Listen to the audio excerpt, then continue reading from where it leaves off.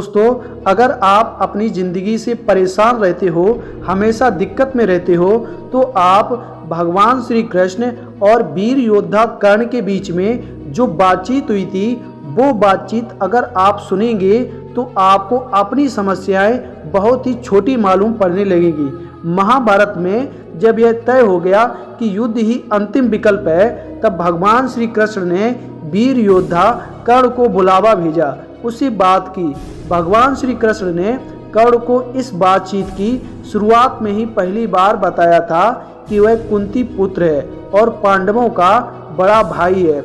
इस लिहाज से उसे दुर्योधन का साथ छोड़कर पांडवों के साथ युद्ध करना चाहिए। लेकिन इन सारी बातों को सुनने के बाद सर्वप्रथम कर्ण ने दुर्योधन का साथ देने की ही बात की और साथ ही भगवान के समक्ष कई सवाल किए और सभी सवालों के पीछे एक ही सवाल था कि उसका दोष क्या था। कर्ण ने कहा, जन्म होते ही मेरी माँ ने मुझे त्याग दिया, क्या अवैध संतान होना मेरा दोष था? द्रोणाचार्य ने मुझे युद्ध सिखाने से मना कर दिया क्योंकि मैं क्षत्रिय पुत्र नहीं था, क्या ये मेरा दोष था?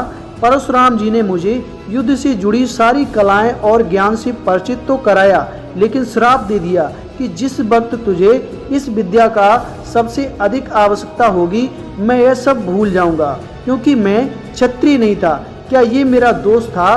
संयोगवश एक गाय को मेरा बाण लगा और उसके स्वामी ने मुझे श्राप दिया, जबकि मेरा कोई दोष नहीं था। द्रौपदी स्वयंवर में मेरा अपमान किया गया, क्या ये मेरा दोष था? माता कुंती ने मुझे आखिरी में मेरे जन्म का रहस्य बताया, वह भी तब जब उनके बेटों पर संकट आया, क्या ये मेरा दोष था? जो कुछ भी मुझे प्राप्त हुआ है दुर्योधन के कारण मिला, क्या ये मेरा दोष था? तो अगर मैं दुर्योधन की तरफ से लड़ूं तो मैं गलत कहाँ हूँ? फिर भगवान श्री कृष्ण ने कहा, कर्ण, तुमने अपनी जिंदगी में जितने भी दुख दर्द झेले हैं वो तुमने बता दिए, लेकिन मैंने अपनी जिंदगी में कितने दर्द दुख झेले हैं वो भी सुन लीजिए। कर्ण, मेरे जन्म मेरे मामा के कारागार में ही हुआ। जन्म से पहले ही मृत्यु मेरी प्रतीक्षा की घात लगाई थी। जिस रात मेरा जन्म हुआ था उसी रात को मुझे मेरे माता पिता से दूर कर दिया गया था। कर्ण, तुम्हारा बचपन खड़ग रथ घोड़े धनुष और बाण की ध्वनि सुनते हुए बीता। मुझे गौशाला गोबर ग्वालों के बीच जीना पड़ा और कई प्राणघात हमले झेलने पड़े। मेरे पास कोई सेना नहीं थी, मुझे कोई शिक्षा नहीं मिली थी। इतना ही नहीं, मुझे तानों और समस्याओं के बीच जीना पड़ा। कर्ण, जब तुम्हारे गुरु तुम्हारे शौर्य और शक्ति पर गर्व कर रहे थे, तब उस उम्र तक मुझे शिक्षा तक नहीं मिली थी।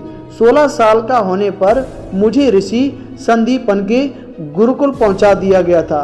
कर्ण, तुमने अपनी पसंद की कन्या से विवाह किया था और मुझे जिस कन्या से प्रेम था वही नहीं मिली और मुझे उनसे विवाह करना पड़ा जिनकी चाहत मैं था, अथवा जिन कन्याओं को मैंने असुरों से बचाया था। तो उसका परिणाम ये हुआ कि मेरे पूरे समाज को यमुना के किनारे से जरासंध के भय से हटाना पड़ा और दूर समुद्र के किनारे बसाना पड़ा। रण से पलायन के कारण मुझे भीरू तक कहा गया। यदि दुर्योधन युद्ध जीतता है कर्ण, तो तुम्हें बहुत श्रेय मिलेगा, लेकिन सोचो, धर्मराज अगर जीतता है तो मुझे क्या मिलेगा? मुझे केवल युद्ध और युद्ध से पैदा हुई समस्याओं के दोष ठहराया जाएगा। कृष्ण ने कहा, कर्ण, एक बात का स्मरण रहे कर्ण, हर किसी को जिंदगी चुनौती देती है। जिंदगी किसी के भी साथ न्याय नहीं करती है।